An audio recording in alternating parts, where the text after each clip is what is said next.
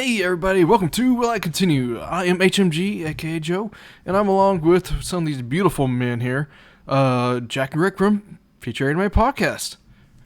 Hey. Hey, don't be sounding so excited about this. I know we just had like an hour-long session of an interview. So you guys check it out. That's probably going to be posted before this. Have time, go check it out. It was a great interview. These guys are amazing. You get to hear their great relationship between each other, great brotherhood. You guys should definitely go check it out. Get to learn these guys more often. But on today's episode, they're with me during this first episode of Code Breaker. Yeah, guys. This anime kind of caught me a little by surprise. A little bit on the mystery side. What do you guys think? What did you guys think about kind of like the whole theme of this episode? I'm curious. What caught you by surprise? Talking about me? Yeah. Okay, I mean, at the end, it's kind of a spoiler. That's the thing. So, the whole aspect of Sakura, which is the main, I think is a main girl. I'm not sure. Main character, maybe not. Where the end kind of happened. Okay. But with respect that. Do what? I said I could respect that. Because I mean, it's like she seems like a main character, but the end is like, okay, is she a main character or not? Are we gonna, kind of like, are we gonna see this person, throughout this series or this season, first season, kind of progress? You're gonna get to know this kind of a cagey, not I want to say cagey, but this kind of cocky, arrogant, it's very intelligent and highly respectable girl. I mean, and then I'd be surprised, honestly, if she did not appear in more episodes later on down the line. But will she? I'd be honestly really surprised if she didn't. You have the standard trope for it, right? It's You got your monologue. She's sitting there. She's talking. She's the major focal point for it, at least for the very first episode. And you have another main character that's, I'm assuming, is going to probably be like the anti-hero type feeling or whatever that's kind of propelling her along the way, right? So I would be 100% surprised if like you're introduced, you're invested in her in the first episode, and then they just yank her. Yeah. I agree. I don't believe they're going to do that. If I was writing this anime, she's obviously special in some fashion, right? So if I was the animator and I was doing this, willy-nilly like they're doing it, and it's so the premise is I assume these people have some kind of superpower that enables them to either manipulate their body or just honestly be badasses. The main character, at least the main character I think is the main character, the gentleman that we're introduced to early on, has the ability to burn people to ashes with little to no effort. Talking about Rei Ogami? Yeah. And he has I jokingly called it a jet engine arm. Because like it is in so many words. It is a jet engine arm. He puts his hand out and he just obliterates anything and everything for no reason whatsoever, just because he's upset about something. And eye for eye, tooth for tooth, evil for evil. Yeah. He's like a judge. Judge, jury, executioner. And while I can appreciate something like that, I don't necessarily agree with archetypes like that, because it leaves a lot to be desired for when it comes to character development. You know what I mean? True, but I feel like they would probably end up playing it really well to that advantage, right? You have this character that is already like that, and you have someone that has more of a, I want to say, different viewpoint on justice from Ugami, where I feel like Ugami is probably going to be like a rogue hero organization type thing, whereas of Sakura, she'll probably end up being this kind of grounding force, right? This person that'll keep him grounded in the center and help him move along and evolve in I want to say a better direction, ultimately. One can hope. Yeah. Well, I mean, the thing that would kind of throw me off too is like when you see the introduction and also the end credits, you don't see her in those. Usually you see your main characters in the end credits or introduction or somewhere. She wasn't in there from last time I remember going through it. She wasn't in there. That's what threw me off of it being a mystery. Is she actually a main character? Will she survive until the next episode? Will they bring her back? Or is this, or they, that's what threw me off, because that's what in my mind was a mystery. Like, okay, is this person going to be a main character or not? And I don't know, it threw me off when they did that. Like, hugely. Well, yeah. As far as what I see here goes, she's too big, in my opinion, for a one-off. So if I had to guess, so he, with his judgment, with his abilities, and with his words, he's judge, jury, and executioner. He's there to do a job. He's there to kill. I would be amazed. I would be shocked, and I'd put money on it. I've seen a lot of shows similar to this. I would be amazed if he actually burned her. In my mind, he did that, but he attempted to, but the only thing he did is burn her restraints. Either he's got that much ability, or, and I'm really hoping it's this one, she's somehow immune. Interesting. Why would you think she would be immune, though? How? Well, I'm hoping, because we've seen that trope before. At least I've seen that trope before. That's true. You have this main character, and all of a sudden he becomes infatuated with her. He starts, start questioning and wondering why she's even there, right? It's like, how come she's immune to me and this and that? But honestly, what I think it's going to end up being is he has the control, and he's going to burn the restraints that she had on her, simply because, I mean, dude, the level of fireball that guy was thrown out of his palm, that was awesome. And no trees caught fire, there's nothing else got burned, nothing else. I would be surprised if he doesn't have that kind of control. But right? but they were out in the open, though. They really in a parking lot, so they were really. There are trees around. In a park. Yeah, but they were in a park. I mean, like, dude, you have a giant Kamehameha coming out of your hand. You think you're not gonna burn the trees behind the guy? You're blown away. Yeah. I mean, it's possible. You got options. True. True. It was a little cold. It was raining. You got shit to do. The biggest weakness is rain. Yeah. Well, shit. I can't judge anymore. I'm sorry. It's raining. Ooh. Can get away with it. Exactly. You know what? Hang on. He'll call Sylvester Stallone. He'll come in on his bike. He'll be the judge, jury, and executioner. That's right. It'll even out. You'll be fine. I'm the law. I'm the law. Guys. No, but the way I see it, he's too cocky. He's too powerful to be this early on. So I think, I've got a feeling, I'm hoping I'm right, that what's going to end up happening is she's going to be the balance for him. She's going to be the thing that shows up that makes him, I guess, be a counter to him. That might be a good way to put it. The grounding factor. Yeah, so he needs that in his life because he doesn't have a control other than the people on the phone. So I'm hoping she's going to survive, because I think the key there is evil for an evil. She doesn't seem evil. In fact, she seems very opposite to that. So I'm hoping because she's, and this is a trope that personally I think is overplayed, but because she's pure of heart and literally perfect in every other way, shape, and form, I think she's going to end up being his Jiminy Cricket. But I'm kind of confused. What makes her pure? What we were just saying, because she's actually kind of in my opinion, kind of a jerk, a snotty little jerk. But everybody highly kind of respects her.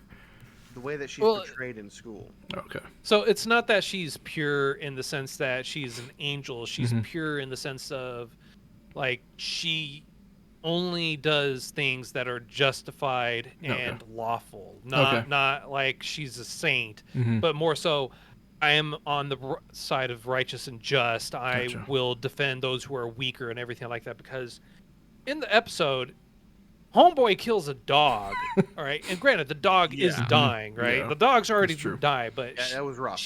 That was rough. That was. Which shows that he's willing to do the thing that needs to be done. Like, no matter how hard it is, he will get it done. He will do it. But for her, that's not an option because she wanted to try and save that life. It's true. She wanted to see what could be done. She was willing to go through the pain, the effort, the turmoil, and everything like that just to save the life of that dog. Whereas of him, he's like, you got broken ribs, organs, you're dying. I will put you out of your misery. I'm going to make this the fastest way to get you done.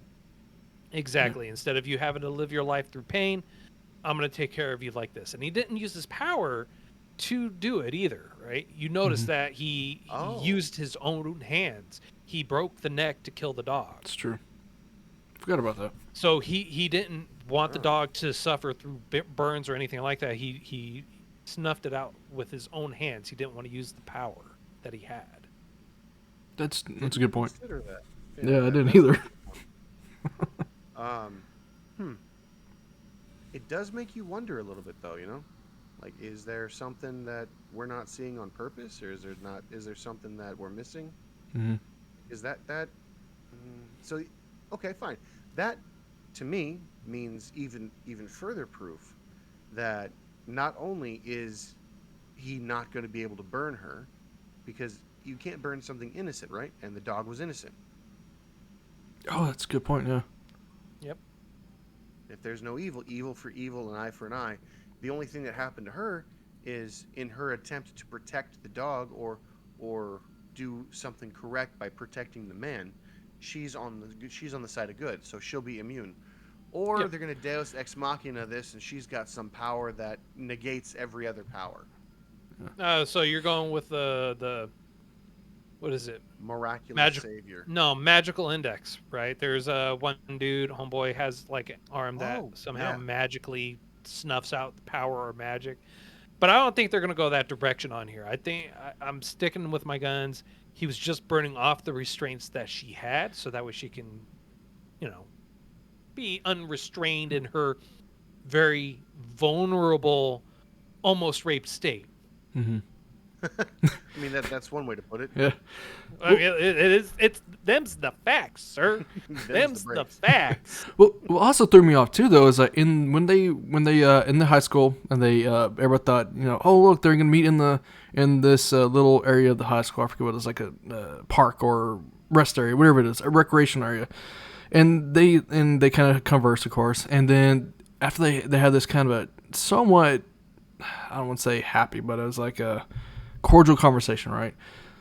That she kind of they're gonna be friends, but then at the end of that scene, he wants to eliminate her. I forget his actual words though, but he decided he's going to eliminate her for whatever reason though.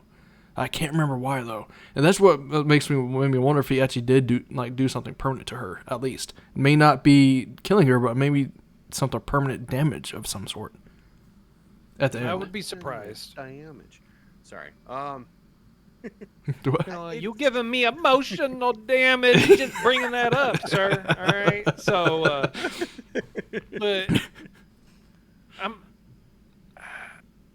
I don't know. I mean, like, that is a tough one. It's unique, and honestly, I'll say this, right? Because she brings up the glove. He takes off the glove, and she asks him why he wears it, and he goes, "I hurt someone that should not have been hurt, right?" Or some variation of that, right? Someone was unjustly hurt with this hand, so I wear it as a reminder.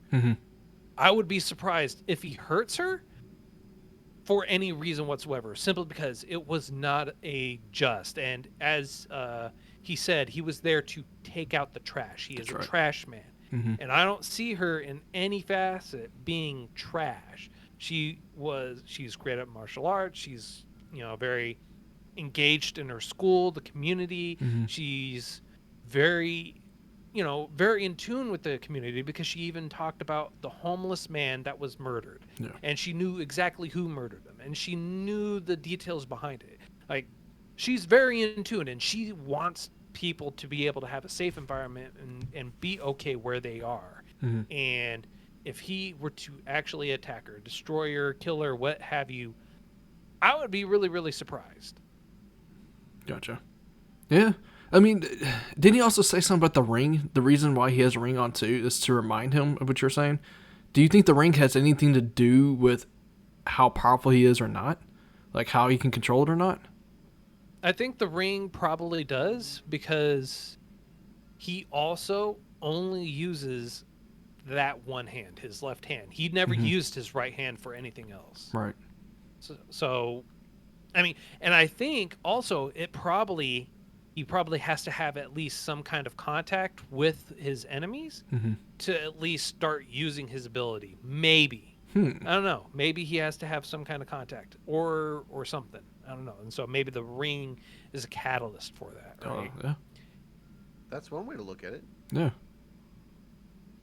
I mean, that would be one hell of a different thing. That'd be one hell of a theory. If the ring is the catalyst, where that doesn't make sense. Why would the ring be the catalyst? Why wouldn't it be a catalyst? What if it's a keepsake from a mother or his teacher, his sensei, his lover, whoever, right? What if it's from one of his friends? Like, hey, this guy, the one I hurt, it was actually his ring. What if it's just something as simple as that, right? It's simple the memento. friend that I murdered my friend, and so I have his ring because that's the only thing that left after I burned him to a crisp. Eye for eye. Tooth for tooth. I did the dirty with him, and then I burned him, and then all I have is this ring. I did the dirty. Oh, God. What dirty, you know? Do you know? Hey, there's a reason why our letters are FAP for the podcast. You got a point, sir. You had me at hello. Hello? guys, Is check it out the me interview. you're looking for? Yeah, seriously. Oh god, now it's gonna stuck in my head.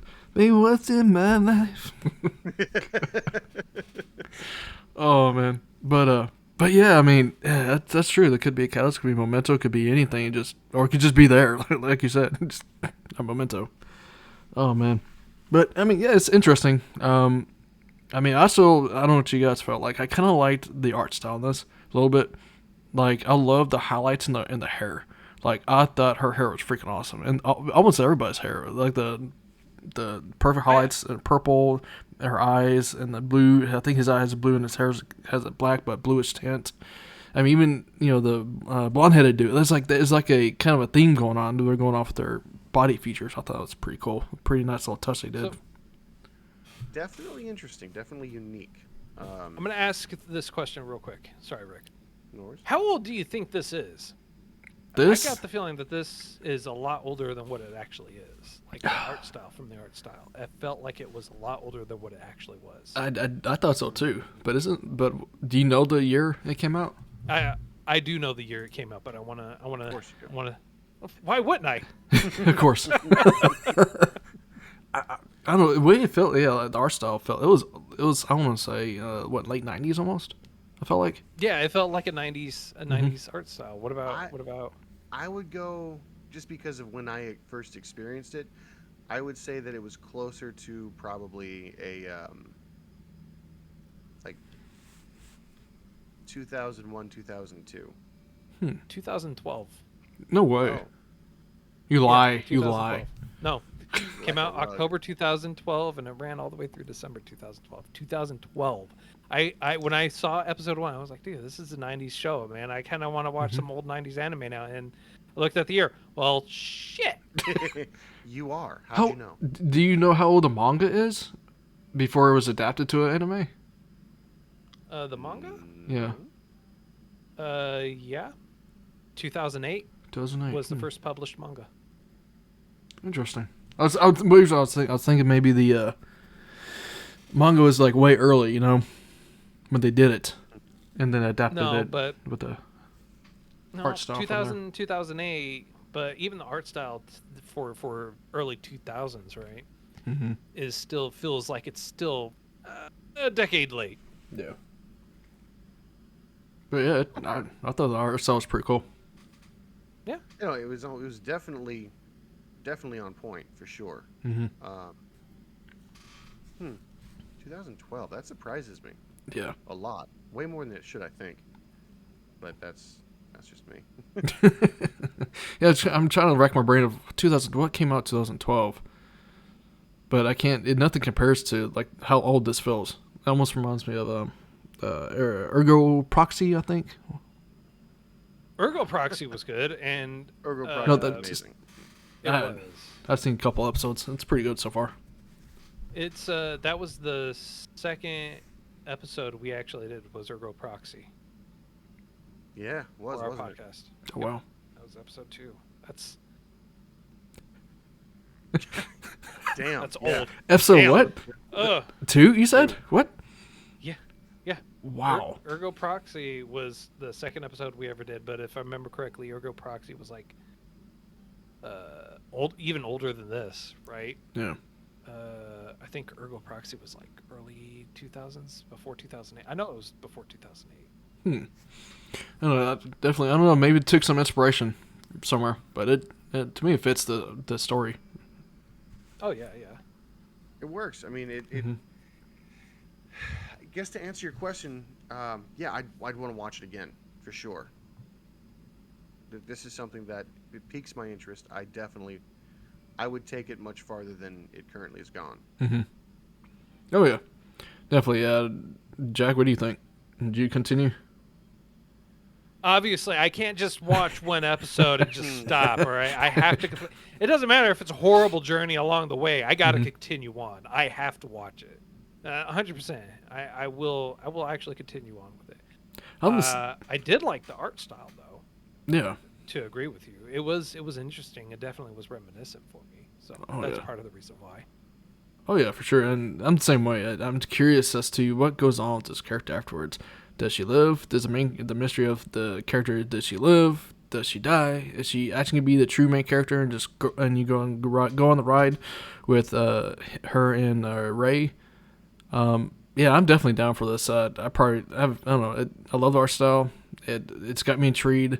The whole glove. What's a power? Where's their powers? Looks like there's more of them out there who has the same power. Looks like there's a bunch more. Yeah. So yeah, I'm definitely down to check this out and hopefully go for the long ride because I think it's only one season, right, or 2 seasons? I can't remember. There's one season. I know that for a fact. Gotcha. Oh, okay. Well, that sucks. Yeah, but yeah. I mean, the manga's completed. I know that. So. You have 5 years. Maybe. It doesn't mean anything. Yeah. If there's anything that Rick and I have learned over the course of doing our podcasts, time means nothing. I mean, like Log Horizon came back with a 3rd season after 10 years. Bleach, like over 10 years? It's like 11, 12 years or something like that, and they're finally coming back with another one. Time, it doesn't matter. It either will or it won't, but I was gonna say, if it moves at all, be happy. Yeah. Yeah. Oh yeah. This kind of like with High School of Zombies or Zombie High School. I forget which one. Where the writer passed away and no one's going to do another 2nd season or continue it on. Yeah. See, those are the ones I hate the most. Mm-hmm. And reason I hate those the most is, honestly, it's real simple. If you don't have a highlight, like I used to be a very avid reader, and my favorite series was Wheel of Time. If you've never read it, highly recommend it. Amazon did a butchered job of the books recently, actually, but the author died on book 13, and when I say that, I mean that he wrote book 1 through 12, and then instead of making book 13, he wrote a prequel. And then he died. And then his son and a second guy decided, oh, well, we know enough, so let's make it work. And the writing style changed completely to the point of I read half of the first part of the 3 parts that they're making one book. Book 13 turned into like 3 different parts, which was an abomination in and of itself. However, I stopped reading because the style was completely different. For instance, in the first 12 books, one minor detail turned out to be a pivotal butterfly effect role 6 books later, where you're like, oh my god, he did that. How did he must have had all of this shit written out, and the minor details when you pay attention make the story amazing. Mm-hmm. So I have a question real quick, Joe. Mm-hmm. Depending on how it ends, right? Mm-hmm. What if it ends horribly? You don't get the resolution you're hoping for, the resolution you need, you crave, like me, Mm-hmm. for most of what we watch. Anyways, would you still continue it? Like, would you watch season 2? Would you? Oh, so I think what he's asking is, if you knew it was going to be shit, would you still watch it? Yeah. I don't know. I endured Corpse Princess, so I think I would. Yeah, but so, from what you're saying, Corpse Princess had some kind of salvation after those first initial few episodes, right? It would kind of. So okay. So answer your question. Maybe I can't give. Maybe. Oh, that's. Yeah, I know. Cliffhanger, right? Okay. The thing is, with the lessons I learned, and I haven't really watched a lot of bad anime, but because I'm kind of picky with some things. Yeah. More than a few. Well, I mean, I don't know. Maybe I'm not as picky. I don't know, but anywho, with the Corpse Princess, how it was, and versus this, Corpse Princess was. The reason why I say, okay, I know you guys have watched this, and I don't want to say anything else, but it has a huge, like, raw, yeah, I want to watch this, keep on going, yeah, then it suddenly just go down, like, I guess up or down, however you want to look at it, it just kind of nosedives a little bit for a while. Okay. Does it feel like it loses the funding? Yes, or something, yeah. Okay, then it picks so back it's up. like maybe about a quarter of the shows we've watched so far, Rick. You know, just like starts off really strong, starts off great, or it starts horribly and then they get some funding, or it starts off really great and then they lose their funding. Like I want to say kind of like the second season of Gunslinger Girls, right? Where it just fell apart. Season 1 was great. It was phenomenal. Season 2 just fell apart. It just lost the plot. I guess the easiest way I could say it. Sorry, I'm drinking a bottle of water. No. Surprised you're not doing Pilates. This time. So normally, if you watch me and my avatar, I'm going crazy. It's because I have a laptop that is not level. So any minor shift, I start just flying essentially. But I digress. I'm sorry. The Gunslinger Girls, solid first season. The second season just felt like they were paid to do it, and there was no passion. Yeah. Sadly, true. Sadly true. I mean, it wasn't sin by any stretch of the imagination, but wasn't glass lit by any stretch of the imagination. We agreed not to talk about that anymore. Granted, we agreed or Phantom, or Phantom. Phantom Requiem. That was another bad one. Phantom Requiem had it was solid all the way through. I don't know what you're talking about. Yeah, I think our average score was 3 for that. It wasn't 0. Well, well, with that low note of how they feel about these animes, where can they find you guys? Oh yeah, huh? You can find us at www.featuredanimepodcast.com.